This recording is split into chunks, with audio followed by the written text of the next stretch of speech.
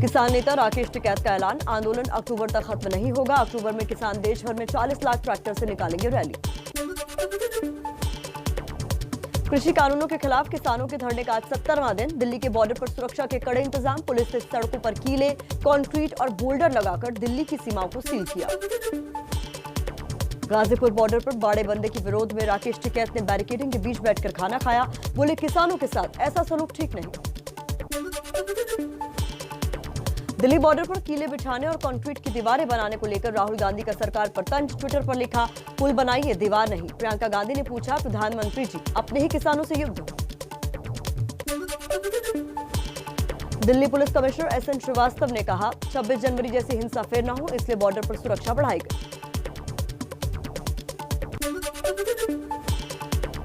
किसानों ने एक बार फिर देश भर में चक्का जाम करने का ऐलान किया। किसानों ने कहा, 6 जनवरी शनिवार को देश भर में दोपहर 12 बजे से 3 बजे तक चक्का जाम करेंगे।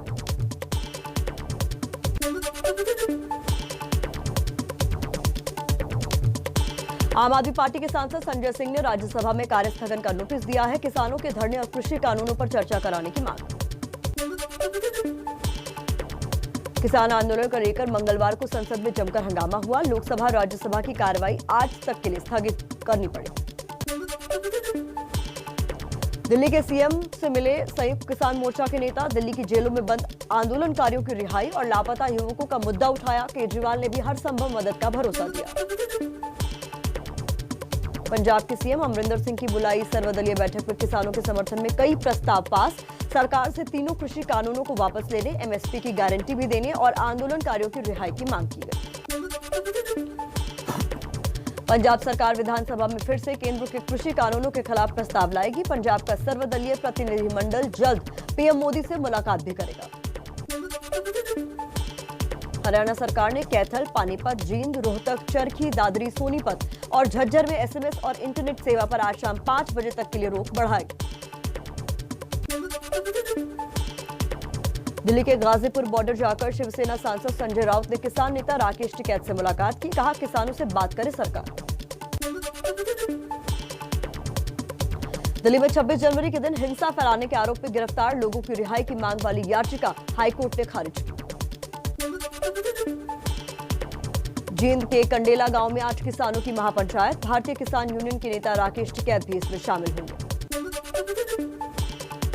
ट्रैक्टर रैली में हिंसा पर आज सुप्रीम कोर्ट में सुनवाई। याचिकाओं में साजिश की जांच की मांग की गई है। चलिए किसान आंदोलन के कुछ और खबरों का रुख कर लेते हैं फटाफट अंदाज में। सरकार से संवाद के ऑफर पर किसान मोर्चा ने ऐलान किया। कहा, उत्पीड़न बंद होने और हिरासत में लिए गए किसानों की रिहाई तक औपचारिक बातचीत नहीं होगी। कृषि राज्य मंत्री कैलाश चौधरी ने फिर दिया किसानों को भरोसा। बोले, किसी की भी 1 इंच जमीन नहीं जाएगी, ऐसा हुआ तो छोड़ दूंगा राज्य। लोकसभा में आंदोलन के दौरान किसानों की मौत पर बोली सरकार, पुलिस और कानून व्यवस्था राज्य का विषय, केंद्र ने उठाए आवश्यक कदम। ट्रैक्टर रैली में हिंसा भड़काने के आरोपी दीप सिद्धू का अब तक नहीं मिला सुराग। दिल्ली पुलिस के कमिश्नर ने कहा, जो भी हिंसा में शामिल है उसे बख्शा नहीं जाएगा। लाल किला हिंसा की जांच तेज। 50 से ज्यादा उपद्रवियों की पहचान, 10 से ज्यादा की तस्वीर जारी की। 14 ट्रैक्टर भी जब्त। हिंसा में हिस्सा रहे ट्रैक्टर की पहचान के बाद नोटिस भेजकर मालिकों को पूछताछ के लिए बुला रही पुलिस। अधिकतर ट्रैक्टर पंजाब और हरियाणा के 13 मामले क्राइम ब्रांच को ट्रांसफर। एबीपी न्यूज से ई कॉन्क्लेव में कृषि मंत्री नरेंद्र सिंह तोमर बोले, कृषि कानूनों में सुधार के लिए सरकार तैयार, लेकिन बातचीत से समाधान निकलेगा। एबीपी न्यूज की ई कॉन्क्लेव में वित्त राज्य मंत्री अनुराग ठाकुर बोले, 2024 तक $5 ट्रिलियन इकोनॉमी का सपना पूरा होगा। ये बजट आपदा में अवसर वाला है। पेट्रोल डीजल की कृषि सेस लगाने पर पेट्रोलियम मंत्री धर्मेंद्र प्रधान बोले, आम आदमी पर नहीं पड़ेगा बोझ, सरकार जो मुनाफा होगा उसे जनता के कल्याण में लगाएगी। केंद्रीय मंत्री रविशंकर प्रसाद बोले, डाटा की सुरक्षा के लिए जल्द कानून लाएंगे। विनिवेश पर सवाल उठाने वाली कांग्रेस पहले बीएसएनएल की बर्बादी का जवाब दी। केंद्रीय मंत्री नितिन गडकरी ने कहा, अमीरों की सरकार बताकर बदनाम करने की साजिश हो रही है। चुनावी राज्यों के लिए बजट में ऐलान किया तो क्या दिक्कत है। बजट में 2.5 लाख से ज्यादा पीएफ योगदान पर टैक्स लगाने के ऐलान का फिक्की ने किया विरोध। फिक्की के चेयरमैन उदय शंकर बोले, फैसले पर दोबारा विचार करे सरकार। किसान आंदोलन पर पंजाब के सीएम अमरिंदर सिंह का बड़ा बयान। बोले, पाकिस्तान की साजिश को नजरअंदाज नहीं किया जा सकता। मुझे पता है कि पाकिस्तान से कितने ड्रोन और कितने हथियार आए हैं। अच्छा होगा कि जल्द से जल्द आंदोलन को खत्म कराया जाए। आइए देश की कुछ और खबरें आपके सामने रख देते हैं। देश के 10 मजदूर संगठनों ने बजट में निजीकरण के ऐलान के खिलाफ आज देश भर प्रदर्शन का ऐलान किया है। श्रम कानूनों में संशोधनों को रद्द करने और गरीब मजदूरों को खाद्य सुरक्षा देने की मांग।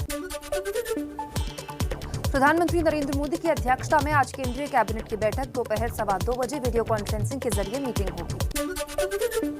ओबीसी क्रीमी लेयर में आय सीमा बढ़ाने पर सरकार कर रही है विचार। लोकसभा सांसद टीआर बालू के सवाल पर सामाजिक अधिकारिता मंत्रालय ने जवाब।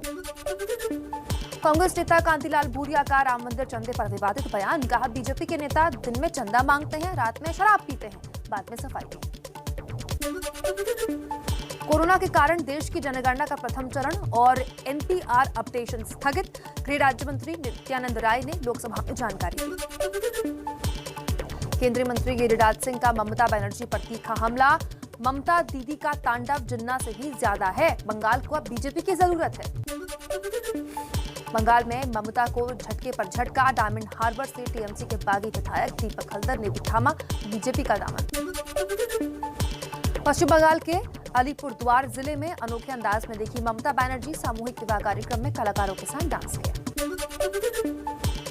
पश्चिम बंगाल चुनाव की तैयारियों को लेकर बंगाल बीजेपी कोर ग्रुप की बैठक हुई। 6 फरवरी को जेपी नड्डा परिवर्तन यात्रा की शुरुआत करने वाले हैं। 11 फरवरी को अमित शाह की कूच बिहार में रैली है। कोलकाता के पूर्व मेयर शोभिन चैटर्जी ने गर्लफ्रेंड वैसाखी के साथ रोड शो किया। हाल ही में टीएमसी छोड़ बीजेपी में शामिल हुए हैं। पश्चिम बंगाल के बराईपुर की रैली में राजीव बनर्जी का ममता पर हमला। बोले, दीदी बंगाली और पहाड़ी का मुद्दा छोड़ सांप्रदायिकता का जहर फैला रही है।